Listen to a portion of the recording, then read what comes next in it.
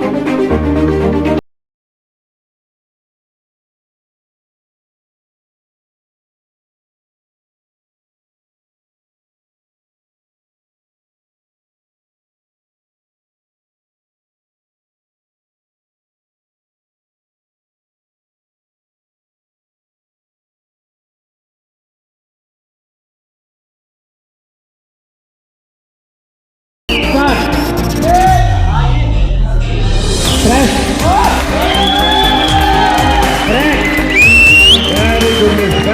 goodness.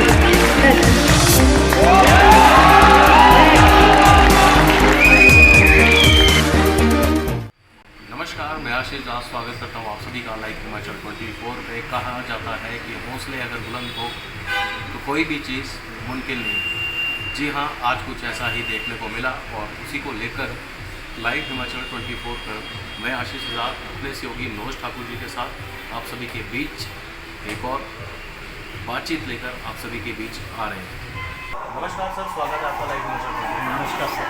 तो सतवीर जी, सबसे पहले तो आपका बहुत बहुत धन्यवाद जो आपने अपना कीमती समय हमारे और हमारे चैनल लाइव हिमाचल 24 के लिए दिया।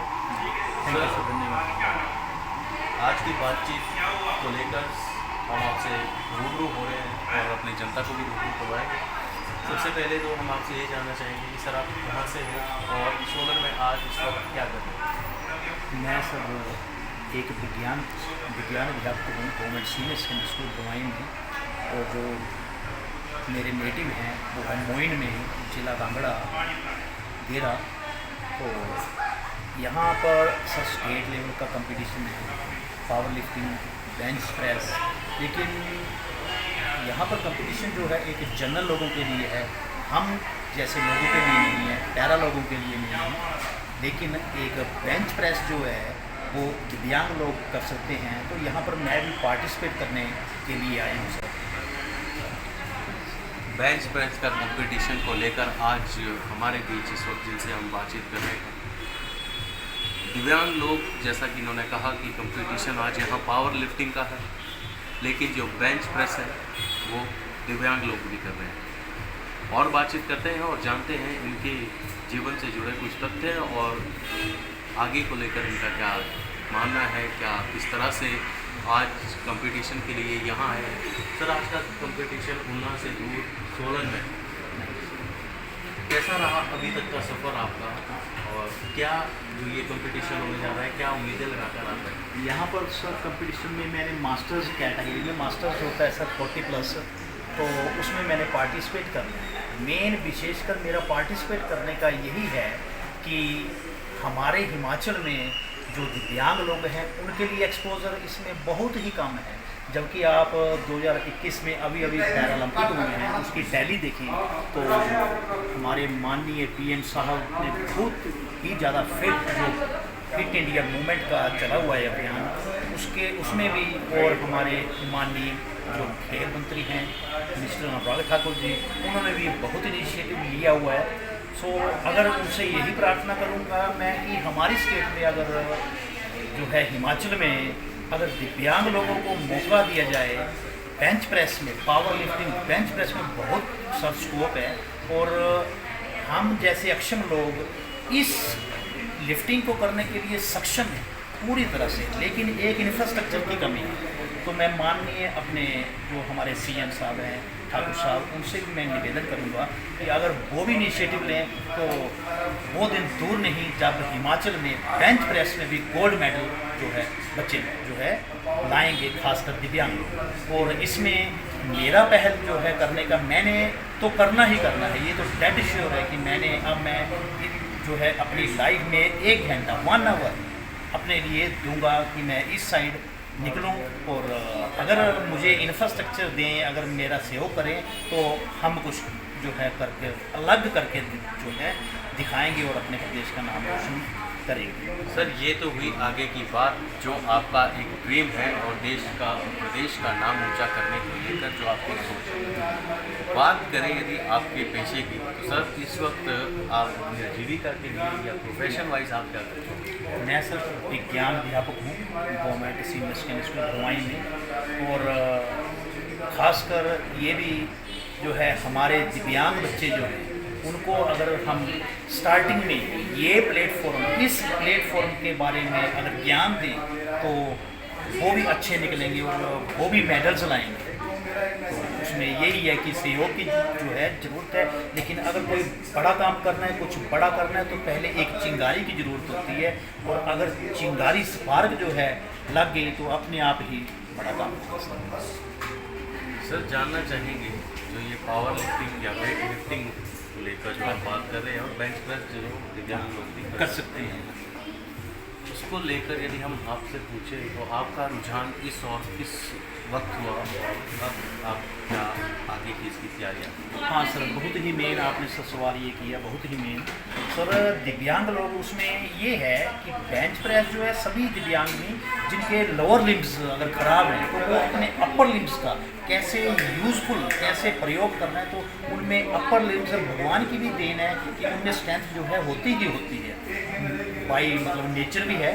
और इस उसमें आने का सर मुझे जो है प्रेरणा जो है मिली है, वो मैंने पैरालंपिक जो है पूरा ऑब्जर्व किया है, और पीछे के भी मैंने यूट्यूब में पीछे के भी 16 के भी देखे, 19 के भी अपने वर्ल्ड क्लास जो होते हैं इनके टूर्नामेंट, तो उसमें मैंने देखा कि हिमाचल, जबकि हमारी पंजाब और हरियाणा की पार्टिसिपेशन बच्चों की है, लेकिन हिमाचल प्रदेश के बच्चों का वहाँ पर दिव्यांग बच्चों का किसी का भी नाम नहीं सर, किसी का भी। तो वहाँ से मुझे प्रेरणा मिली है कि नहीं, अगर मैं अपनी लाइफ में थोड़ा सा टाइम अपने विद्यालय को तो देना ही देना है, वहाँ पर तो हम फुल मतलब वर्क करते हैं, लेकिन हमारे पास जो शाम को टाइम बचता है 1 घंटा, मैं डेली इसको डिवोट करूँगा। फर्स्ट पहले मुझे अपने आप को प्रूव करना है, और डेफिनेटली मैं करूँगा ये, और फिर अपने बच्चों को, अपने जो है इलाके के, अपने प्रदेश के बच्चों को भी मतलब अगर गवर्नमेंट जो है सहयोग दे तो हम आगे लाएंगे सर। ये रही बात सर आपकी पूरी जो हमने अभी आपकी सोच देखी, जो आपका आगे का कार्यक्रम है, जो आप सोच रहे हैं। बात करें यदि जीवन शैली में, हाँ जी, आज के युवा की यदि बात करें, खासकर कोरोना के पीरियड की बात करें, काफ़ी लोगों में डिप्रेशन आया। हाँ, जो स्वस्थ लोग हैं उनमें भी डिप्रेशन, खासकर लोग उम्मीदें छोड़े जाते हैं कि हमारा ये अंग ठीक नहीं है, हमारा वो अंग ठीक नहीं है, लोग हमें तरह तरह की ताने देते हैं। उनको लेकर आप अपने जीवन में आगे बढ़ने के लिए क्या प्रेरणा देना चाहोगे, और आपकी क्या प्रेरणा रही कि आप अपनी लाइफ से कभी हारे नहीं, थके नहीं, निराश नहीं हुए और निरंतर चलते रहे, और अब आपकी जो सोच है वो एक इस हद तक अब आपने जुनून बना दिया, जिस तरह से आपने कहा कि मुझे करना ही करना है, और आप पैरालंपिक की औरत सोच रहे हैं। सर क्या एक प्रेरणा रहती है, दूसरों की क्या प्रेरणा देना चाहेंगे, और आपकी क्या प्रेरणा रही वो भी हमें बताएं। हाँ सर, पहला सवाल आपने सर कोविड का किया, तो जब भी पेंडेमिक, कोई भी पेंडेमिक, इससे पहले भी पेंडेमिक जो है आए हैं, तो उसमें वही जीता है जो मेंटली स्ट्रॉन्ग है। और व्यक्ति यहाँ पर मैंने ये भी देखे हैं, बच्चों ने मतलब सुसाइड भी किए हैं, काम नहीं था, कुछ नहीं था तो सुसाइड भी किए हैं। ये अलग अलग मनोवृत्ति होती है सर। तो इसमें सबसे, अगर आप गेम साइड कोई गेम पकड़ते हैं, अगर कोई जैसे मान लो कि आप जिम ही जाएं, तो उसमें हमारे हार्मोनल सिस्टम, हमारे सोचने की, हमारी साइको इतनी अच्छी डेवलप होती है कि ये चीज़ें जो है धीरे धीरे कोसों दूर हो जाती हैं। तो जो युवा वर्ग है, युवा वर्ग के लिए स्पोर्ट्समैनशिप, कोई किसी न किसी स्पोर्ट्स में पार्टिसिपेट करना, जब वो पार्टिसिपेट करता है तो उससे 70% अगर वो मान लो कि कोई नशा भी करता है तो 70% वो नशा दूर भाग जाता है। और अगर उसकी विल पावर और ज़्यादा पकती है तो वो नशे से बिल्कुल दूर होता है। तो सबसे मतलब अच्छा तो यही है कि इसमें अगर कोई बच्चा गेम में पार्टिसिपेट करे तो वो नशे से छूट जाता है, अगर वो कोई नशा करता है। तीसरा सवाल आपने किया सर कि पेशे की बात है। यहाँ पर आया सर मैं, तो मैंने विद्यालय से स्पेशल से छुट्टी ली, और विद्यालय के स्टाफ मेंबर्स को भी, प्रिंसिपल सर को भी नहीं है पता कि मैंने किस लिए छुट्टी ली है। बस मैंने जो है यहाँ पर मैंने आना था और पार्टिसिपेट करना था, और यहाँ से कुछ प्रूव करके जाऊँगा। तो सडनली मुझे मेरे स्टाफ ने भी सर, मुझे मेरे समाज ने भी, माता पिता ने इतना बचपन से ही इतना बूस्ट किया कि सुप्रीम नहीं, यू आर द बेस्ट। और यही जो मोराल है अगर दिव्यांग लोगों को मिलता रहे तो हर दिव्यांग लोग है सक्षम होगा अपनी सक्सेस पाने में। सतवीर जी, ये रही बात एक यदि हम बात करें एक एज की जहाँ पर आकर सब समझ गए, लेकिन बात करें यदि बचपन की, बचपना सब में होता है, दूसरे बचपन जो आपके साथी भी वो भी बचपने में कुछ ऐसे बोल जाते हैं जो दिल को चुभते हैं रिगार्डिंग लाइक योर लेग्स या लाइक योर एबिलिटी, उस वक्त कैसा महसूस होता था? सर और एक उस वक्त आप कैसे उन चीज़ों को ओवर रन करके उभरे? उसको सर उन शब्दों को उन जो भी वो शब्द यूज़ करते थे, ये नहीं कि सारे के सारे बहुत ज़्यादा बूस्ट भी जो थे करते थे, पर समाज में हर तरह का प्राणी होता था। पर मेरी एक सर मैंने मतलब ना बचपन से ही भगवान की देन है कि मैंने जो नेगेटिव वर्ड हैं उनको मैंने किस्म का मोटिवेशन के रूप में लिया है। अगर कोई नेगेटिव बोले तो उसको मैंने नहीं यार अब तो ये करना ही करना, उसको मैंने मतलब मोटिवेशन लिया, उसका मैंने गुस्सा नहीं किया कभी। सर जानना चाहूँगा अब आप जैसे और भी जो दिव्यांग बच्चे या बड़े जो भी, उनको क्या एक मोटिवेशनल शब्द आपके द्वारा दिए जाने चाहिए, क्योंकि आप एक अध्यापक भी है। यदि कोई बच्चा सुन रहा हो तो अपने टीचर को बहुत ही फॉलो करता है, साथ ही साथ यदि कोई आपके हम उम्र हो तो वो भी एक प्रेरणा ले सकते हैं, तो उनके लिए क्या एक ऐसे शब्द हमारे चैनल के माध्यम से आपके देखें?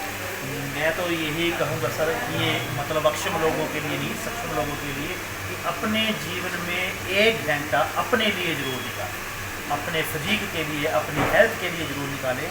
और जहाँ तक आपने बात की कि उनको क्या मैसेज है, उनको यही मैसेज है कि कभी हार नहीं माननी, कुछ भी हो जाए कभी हार नहीं माननी है।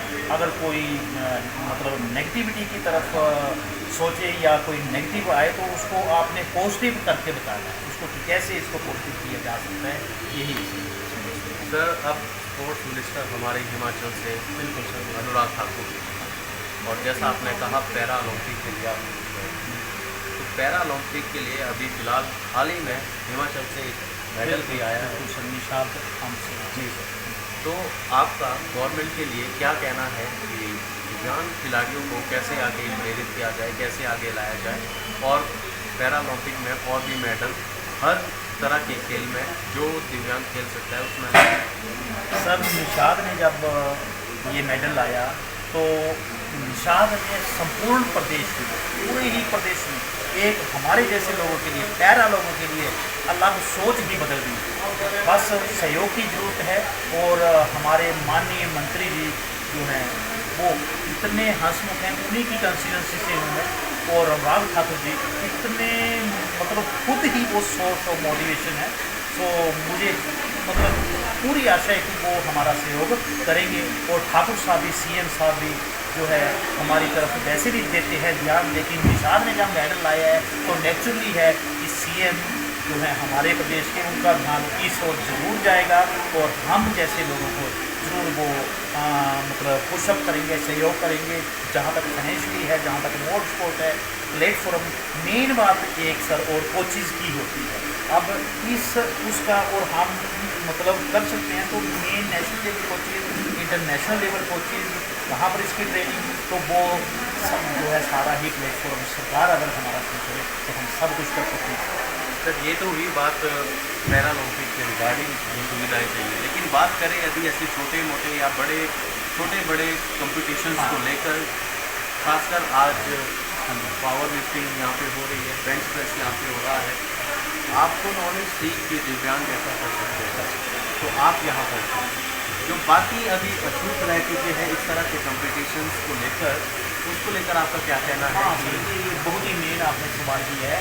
इसमें ये नहीं है सर, यहाँ पर स्टेट में है हिमाचल प्रदेश पैरा जो एसोसिएशन है, Himachal Pradesh para sports association बनी हुई है, लेकिन वही बात आ गई हिमाचल में एक्सपोजर कम है, तो वो कहीं ना कहीं बिहाइंड द कर्टेन छिपी हुई है, वो सामने इतनी नहीं है।